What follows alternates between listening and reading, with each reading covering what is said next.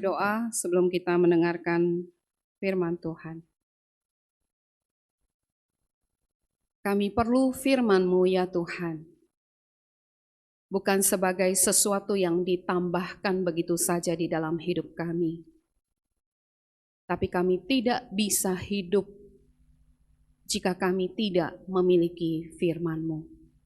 Itu sebabnya ya Tuhan, tolonglah kami pada pagi hari ini ketika kami membuka, membaca, dan merenungkan firman-Mu, berbicaralah kepada setiap kami secara pribadi, supaya kami sungguh mendapatkan hidup dari firman-Mu.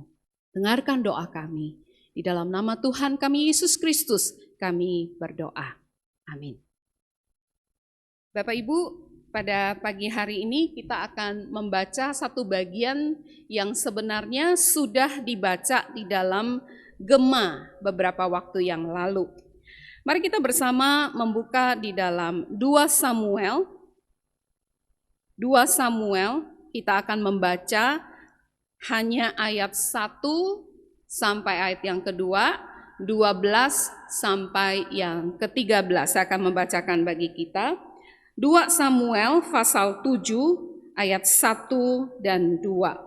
Ketika raja, maksudnya Raja Daud, telah menetap di rumahnya dan Tuhan telah mengaruniakan keamanan kepadanya terhadap semua musuhnya di sekeliling, berkatalah raja kepada Nabi Nathan, "Lihatlah, aku ini diam dalam rumah dari kayu aras, padahal tabut Allah diam di bawah tenda."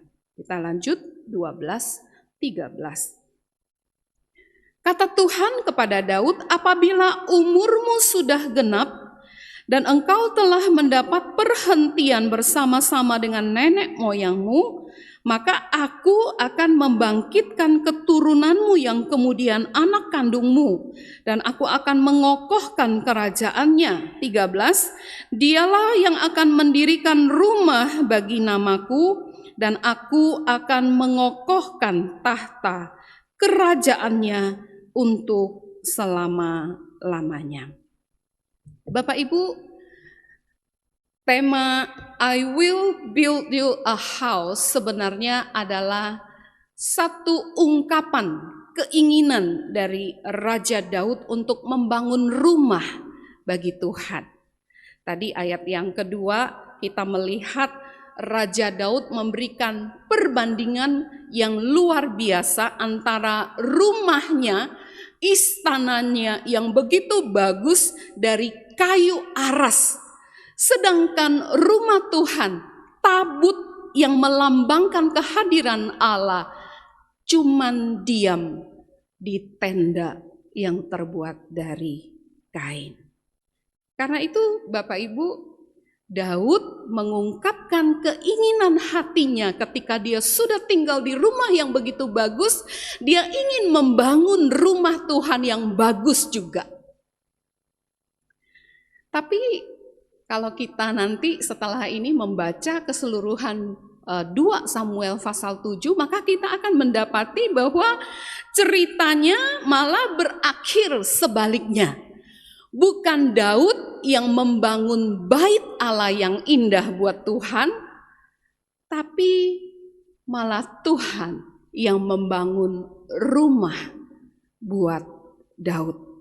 Rumah di sini tentunya bukan bangunan, tapi Tuhan memberikan sebuah dinasti, sebuah keturunan dari kerajaannya. Dan raja di dalam kerajaan ini akan terus berlangsung sampai selama-lamanya, kata firman Tuhan. Di dalam bahasa Inggris kita memperlihatkan dengan jelas ada permainan kata antara house, ya. Ayat yang kelima dikatakan, "Would you build me a house to dwell in?"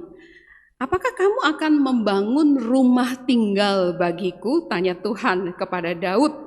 Ayat yang ke-16 Tuhan mengatakan kepada Daud, Akulah yang akan membangun rumah. Your house and your kingdom shall be made sure forever before me. Akulah yang akan membangun kerajaan yang selamanya di hadapanku. Daud ingin membangun rumah bagi Tuhan, tapi pada akhirnya Tuhanlah yang membangun rumah, sebuah kerajaan bagi Daud. Bapak Ibu, apakah ini merupakan satu contoh soal tentang ajaran yang sering kita dengar? Ya, ada yang mengatakan, berilah kepada Tuhan.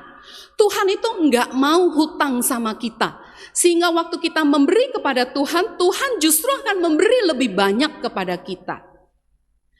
Sehingga banyak orang menjadikan relasi dengan Tuhan sebagai satu relasi transaksional. Saya memberi sedikit kepada Tuhan, berharap Tuhan memberi banyak kepada saya. Saya melayani Tuhan, saya berharap Tuhan memberikan kesehatan kepada saya dan keluarga saya. Saya melayani Tuhan, saya memberi kepada Tuhan, maka Tuhan harus memberi kepada saya. Karena kan saya udah duluan memberi kepada Tuhan. Sehingga ada orang yang menjadi kecewa ketika hidupnya tidak seperti yang dia harapkan. Lalu dia berkata, Tuhan itu bocengli. Bocengli itu maksudnya berbuat sesuatu yang tidak seharusnya. Aku loh sudah memberi, aku loh sudah melayani, aku loh sudah rajin ibadah. Tapi Tuhan tidak menjaga keluarga saya. Tuhan tidak menghindarkan saya dari kehidupan yang susah.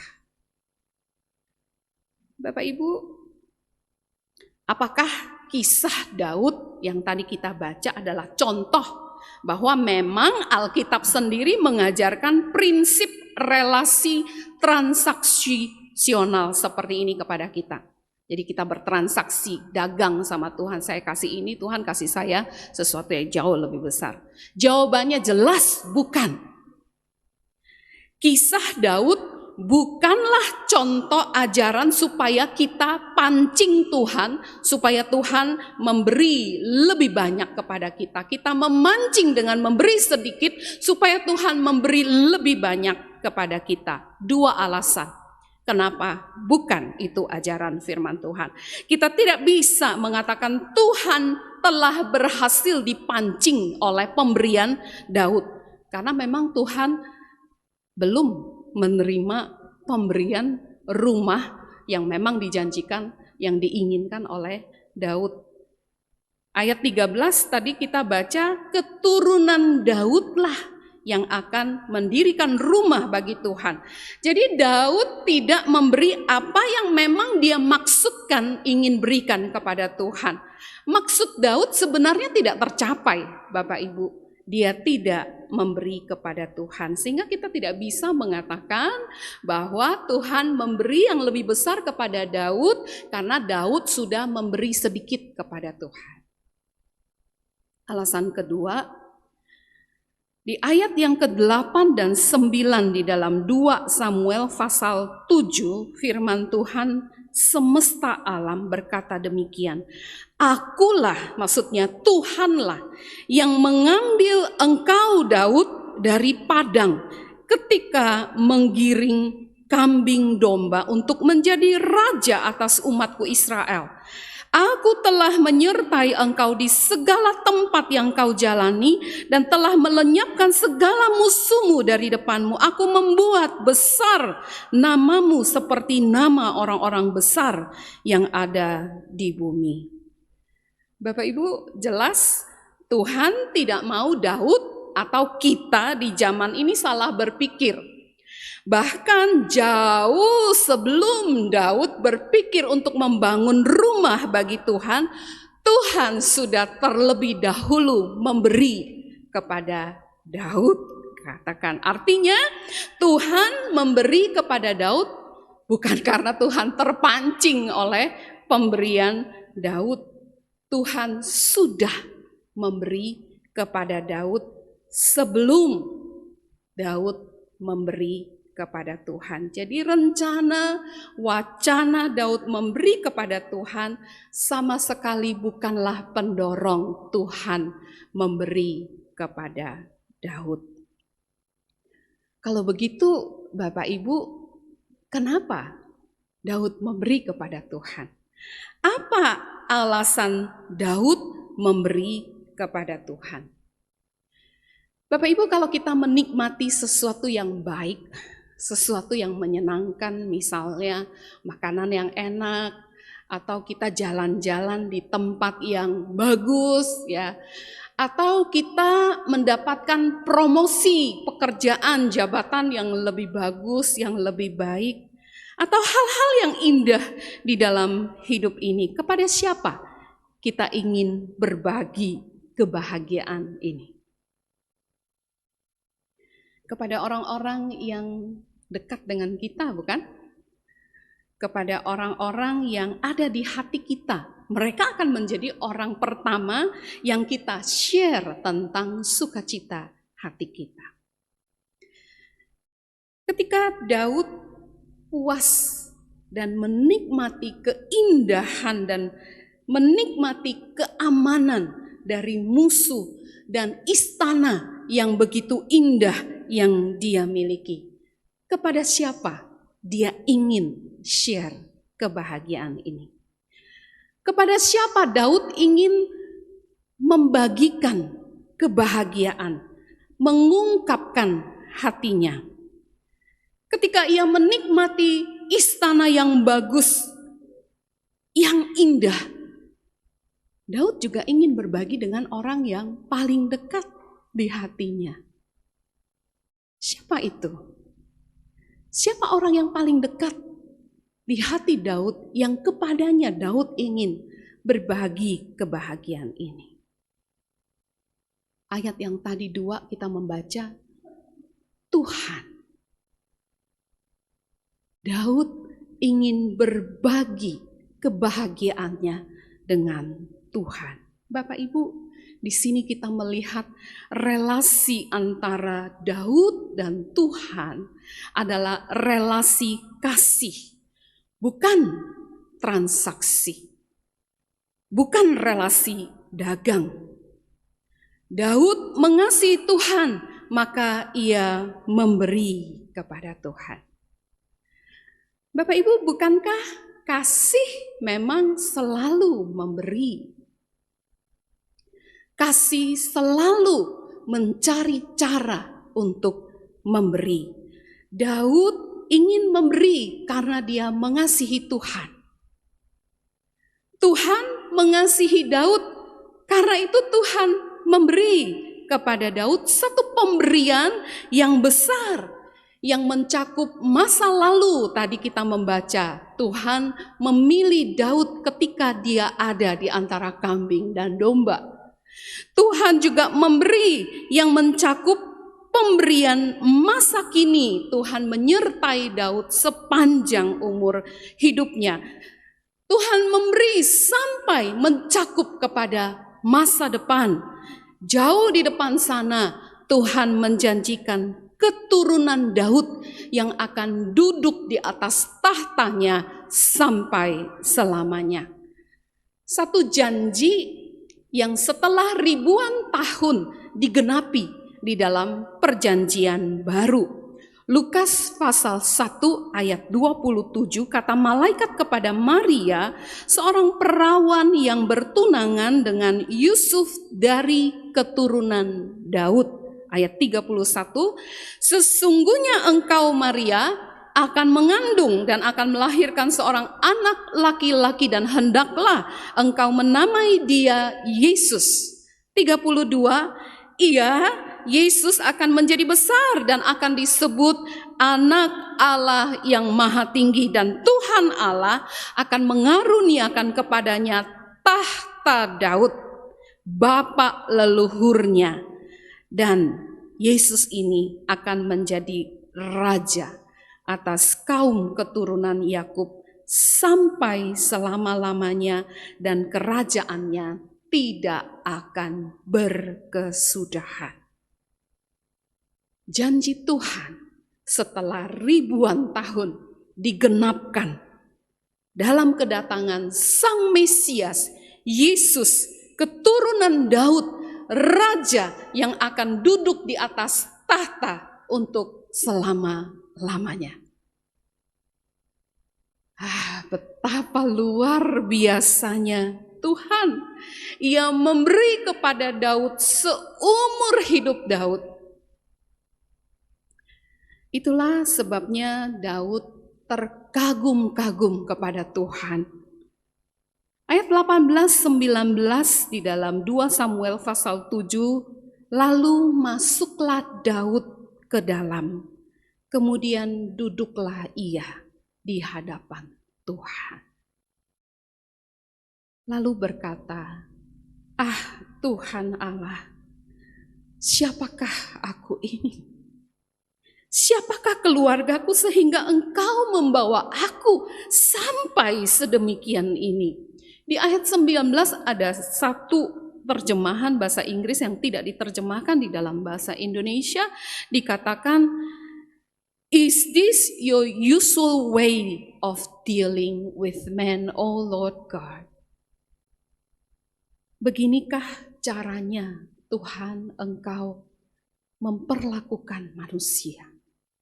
Beginikah Tuhan caranya Engkau berelasi dengan manusia?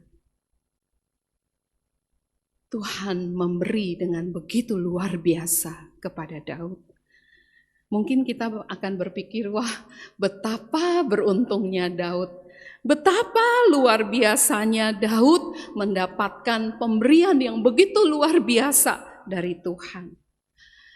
Bapak Ibu, kepada Daud sajakah Tuhan memberi sedemikian rupa?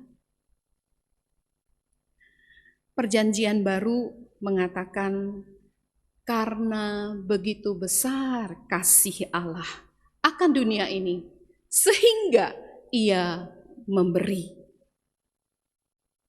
Karena Allah mengasihi, karena itu Dia memberi. Memberi apa, Bapak Ibu? Alkitab mengatakan bukan memberi sesuatu yang sisa, yang kecil, yang receh, yang sudah tidak diinginkan, yang tidak berarti. Yohanes pasal 3 ayat 15 mengatakan, karena begitu besar kasih Allah akan dunia ini sehingga Ia memberikan anak tunggalnya. Tuhan memberi anak satu-satunya yang paling berharga kepada dunia karena Dia mengasihi. Mungkin Bapak Ibu sampai di sini kita ingat kepada seorang yang bernama Abraham. Ketika dia sudah menunggu puluhan tahun untuk mendapatkan seorang anak dan anaknya ini sudah mulai remaja, lalu Tuhan mengatakan, berilah anakmu kepadaku. Lalu kemudian Abraham setuju membawa anak satu-satunya yang sudah ditunggu puluhan tahun ke atas bukit, mengikat anaknya di atas mezbah. Lalu ketika dia akan menghunjamkan pisau untuk membunuh dan mempersembahkan anak ini kepada Tuhan, Tuhan lalu mengatakan, stop Abraham. Jangan kau apa-apakan anakmu. Tapi Bapak Ibu, ada yang berbeda. Ketika Yesus, anak tunggal Allah, anak satu-satunya dibawa di atas Golgota. Tidak seperti Abraham yang mendapatkan anaknya kembali. Allah Bapa menyerahkan anak tunggal, anak satu-satunya untuk disembelih, mati, tergantung di atas bukit Kalvari. Itu sebabnya murid Yesus, Yohanes, yang berdiri di bawah salib menyaksikan anak domba Allah yang disembelih itu, Kemudian di kemudian hari dia menulis satu surat yang mengatakan, inilah kasih itu. Bukan kita yang telah mengasihi Allah, tetapi Allah yang telah terlebih dahulu mengasihi kita dan yang telah mengutus anaknya untuk mati sebagai pendamaian bagi dosa-dosa kita. Bapak Ibu, Alkitab memberitahukan kepada kita bahwa bukan hanya kepada Daud Tuhan memberi begitu rupa. Di dalam perjanjian baru, Tuhan lewat Injil memberi juga kepada kita anak satu-satunya, supaya dia boleh menggantikan dosa kita. Bapak Ibu, Injil Yesus Kristus juga adalah pemberian yang mencakup seumur hidup kita. 1 Petrus pasal 1 ayat 3 ke 4 mengatakan demikian, terpujilah Allah dan Bapa Tuhan kita Yesus Kristus, yang karena rahmat-Nya yang besar telah melahirkan kita kembali oleh kebangkitan Yesus Kristus dari antara orang mati kepada satu hidup yang penuh pengharapan, untuk menerima satu bagian yang tidak dapat binasa, yang tidak dapat layu, yang tidak dapat cemar, yang tersimpan di surga untuk kamu. Pemberian Allah kepada kita juga adalah pemberian yang mencakup masa lalu kita, melahirkan kita kembali. Masa kini memberikan kita pengharapan. Masa yang akan datang menerima bagian yang tersimpan di surga. Pemberian yang mencakup masa lalu, masa kini, masa depan, Tuhan berikan kepada kita. Bapak Ibu, di masa pandemi seperti ini, kita memiliki masalah kita masing-masing yang pasti berbeda satu dengan lainnya. Tapi firman Tuhan ini kiranya menguatkan kita. Iya, Allah yang tidak menyayangkan anaknya, tetapi menyerahkannya bagi kita semua. Bagaimanakah mungkin Ia tidak mengaruniakan segala sesuatu kepada kita bersama-sama dengan Dia? Kata Paulus di dalam Roma pasal 8. Betapa berbahagianya kita, Bapak Ibu, dikasihi oleh Allah begitu rupa karena pekerjaan Kristus di atas salib. Apakah engkau percaya kepada Injil Yesus yang mati menggantikan engkau, menjamin hidupmu sampai selama-lamanya? Bapak Ibu, apakah engkau punya relasi seperti itu dengan Tuhan? Sama seperti Tuhan memberi kepada Daud, Tuhan memberi kepada kita seumur hidup kita. Daud mengalami perbuatan Tuhan dalam hidupnya. Daud ada di dalam relasi kasih dengan Tuhan. Karena itu dia mau memberi kepada Tuhan. Tuhan Yesus berkata, kalau engkau mengasihi aku, maka engkau akan melakukan perintahku. Bapak Ibu, jadi motivasi kita melakukan sesuatu, motivasi kita memberi kepada Tuhan haruslah karena kita sungguh ada di dalam relasi ini bersama dengan Tuhan. Karena itu ada satu bagian Alkitab di dalam Matius pasal 7 ayat 21-23 yang menceritakan kepada kita tentang orang-orang Kristen yang memberi banyak kepada Tuhan, yang melakukan pelayanan-pelayanan yang begitu besar kepada Tuhan, tapi ketika berdiri di pengadilan Kristus di hari yang terakhir, Tuhan Yesus malah mengatakan demikian, enyahlah daripadaku, pergilah daripadaku, kamu sekalian pembuat kejahatan. Loh, kok pembuat kejahatan? Orang-orang ini melayani Tuhan. Pemberian mereka, perbuatan mereka, pelayanan mereka tidak diterima oleh Tuhan. Mengapa demikian, Bapak Ibu? Ayat yang ke-23 mengatakan, karena aku tidak pernah mengenal engkau. Karena perbuatan dan pemberian pelayanan mereka bukanlah hasil, bukanlah buah yang terjadi karena relasi pribadi dengan Tuhan. Karena itu Tuhan mengatakan, aku tidak pernah mengenal kamu.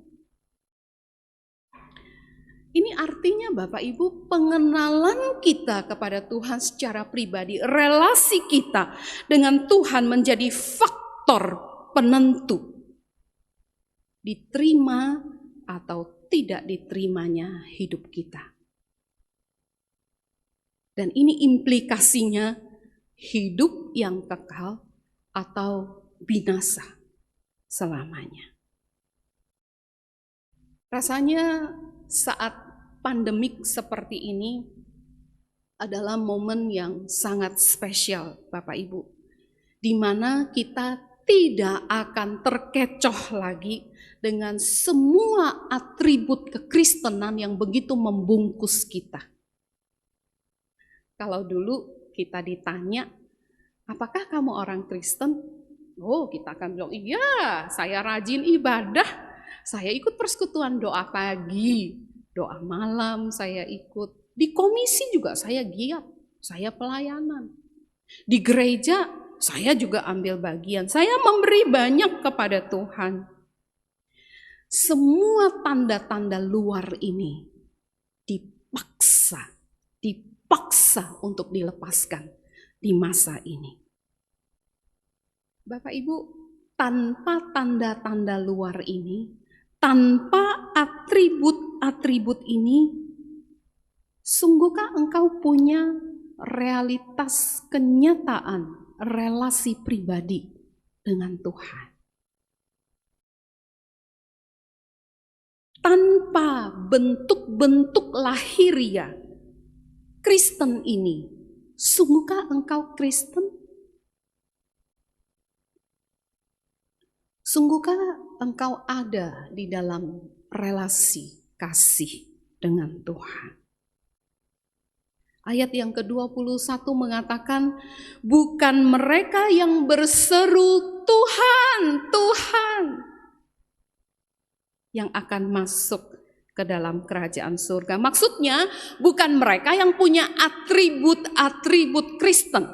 Bukan mereka yang memakai tanda-tanda Kristen yang di luar. Tapi mereka yang melakukan kehendak Bapakku, ayat 21. Bapak Ibu, apa tanda yang paling bisa dinilai, paling bisa dilihat, paling bisa diukur dari relasi kita dengan Tuhan? Ayat ini mengatakan melakukan kehendak Tuhan. Apa itu melakukan kehendak Tuhan? Ayat yang ke-24, 27 Matius pasal 7, mungkin setelah ini kita akan pulang dan membaca, lebih jelas lagi mengatakan bahwa melakukan kehendak Tuhan itu adalah membaca, mengerti, dan melakukan firman Tuhan. Engkaukah orang itu, Bapak Ibu, orang yang membaca, mengerti, dan melakukan firman Tuhan? Atau engkau hanya orang yang berseru Tuhan, Tuhan? Orang yang hanya memiliki tanda-tanda luar, tanda-tanda lahiriah dari seorang Kristen. Jika demikian, maka engkau hanya mengira, berasumsi bahwa engkau akan masuk ke dalam surga. Saya kira tidak ada pertanyaan yang lebih serius untuk ditanyakan kepada diri kita. Dari pertanyaan ini, sungguhkah saya punya relasi pribadi dengan Tuhan?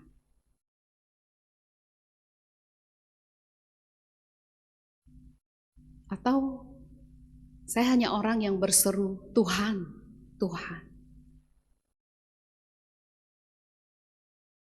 Engkaukah orang yang membaca, mengerti, dan melakukan firman Tuhan? Bapak Ibu, hanya yang demikianlah yang melakukan kehendak Bapa lah, yang percaya dan punya relasi pribadi dengan Tuhanlah, yang tidak binasa, melainkan beroleh hidup yang kekal. Biarlah firman Tuhan boleh membuat kita diam dan memikirkan tentang hidup kita. Mari kita berdoa.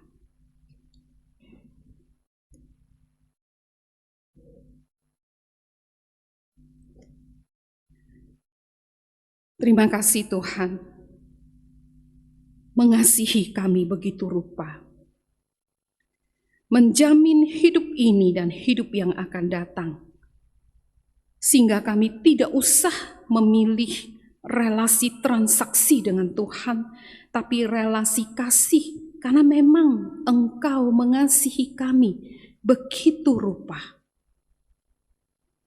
Kami perlu Roh-Mu ya Tuhan, untuk memberikan conviction kepada kami bahwa kami ini adalah orang-orang yang membaca, mengerti, melakukan firman Tuhan. Bukan orang-orang yang berseru Tuhan, Tuhan, yang hanya punya tanda-tanda luar, atribut-atribut yang kelihatan, tapi tidak punya realitas relasi yang nyata dengan Tuhan. Jangan biarkan kami puas sampai kami mendapatkan kepastian, supaya kami jangan menipu diri kami sendiri. Jangan sampai ya Tuhan ada jemaat-Mu yang mengira mereka selamat padahal mereka binasa. Tuhan, tolonglah kami. Buatlah kami tidak tenang sampai kami sungguh punya relasi yang pribadi dengan Tuhan, karena Injil Yesus Kristus yang mati dan bangkit bagi kami. Dalam nama Tuhan Yesus kami berdoa. Amin.